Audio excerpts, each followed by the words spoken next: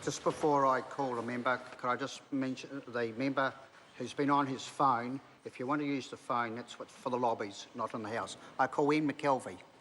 Mr Speaker, it's a pleasure to take a very brief call on this bill. Suffice to say, I'll be talking about the Rangitikei electorate for a moment. We have a history in this area in that we were the first region to suffer a civil defence and emergency disaster under the first of the regional CDM plans that were designed for this. We then, some 10 years later, and Adrian roughly touched on it, we then, some 10 years later, suffered the same, problem with it, with a second disaster of a similar nature, and both of those, the recovery was a very important part.